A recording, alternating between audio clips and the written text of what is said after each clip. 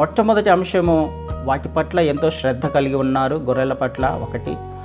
రెండవది, రాత్రిళ్ళు వాళ్ళు మెలకువగా ఉండి వాటిని కాస్తూ ఉన్నారు కదండి. మెలకువగా ఉండి వాటిని కాస్తూ ఉన్నారు. వాటి పట్ల శ్రద్ధగా వాళ్ళు పడుకున్నారు, సర్లే బయటకు వచ్చేసి రాత్రి కదా, అవి వాళ్ళు వాటిని అలా వదిలేసి వాళ్ళు మత్తులోకి వెళ్ళట్లా, వాళ్ళ పనులు వాళ్ళు చూసుకోవట్లా, వాళ్ళు నిద్రపోవట్లా, వాటిని చాలా జాగ్రత్తగా కాస్తున్నారు. వాచ్ ఓవర్ అని ఇంగ్లీష్లో ఉంటుంది. చాలా జాగ్రత్తగా వాటిని కాస్తున్నారు.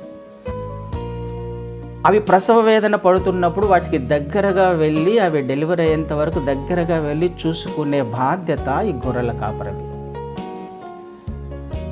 మొదటిది, వాటి పట్ల శ్రద్ధ కలిగి ఉన్నారు.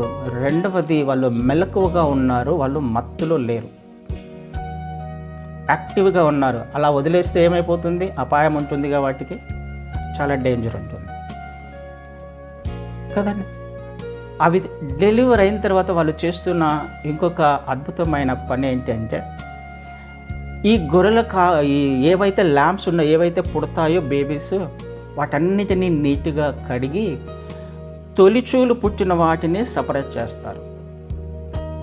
తొలిచూలు పుట్టిన బిడ్డలను, శ్రేష్టమైన వాటిని, ఏ లోపము లేని వాటిని సపరేట్ చేసి ఆ తొలిచూలు పుట్టిన వాటిని చక్కగా పెంచుతారు. మనకు జ్ఞాపకం ఉంటే ఆ తొలిచూలు పుట్టిన వాటిని తీసుకుని వెళ్ళి మనకు మందిరంలో బలి ఇస్తుంటాం కదా. వీళ్ళు చేస్తున్న పని ఏంటి అని అంటే, ఈ గొర్రెలను చక్కగా పెంచి దేవుని కొరకు సాక్రిఫైజ్ను సిద్ధపరుస్తున్నారు. బలి అర్పించడానికి కదా వీళ్ళు తీసుకువెళ్ళి అక్కడ అమ్ముతారు.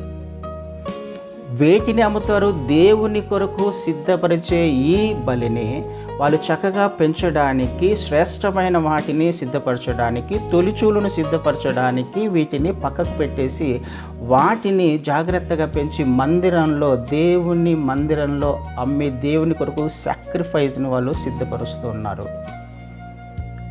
హల్లెలూయా. వాళ్ళు చేస్తున్న అద్భుతమైన పని. దేవుడు ఎందుకు గొర్రెల కాపరులను మొదటగా ఈ గుడ్ న్యూస్ చెప్పడానికి ఏర్పాటు చేసుకున్నారు?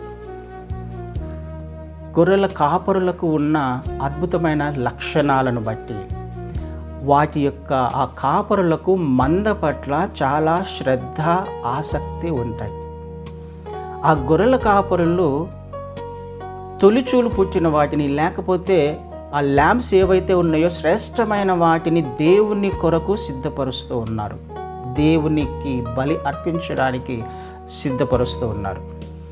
వాళ్ళు ఎంతో మెలకువగా ఉండి వాటిని కాస్తూ ఉన్నారు.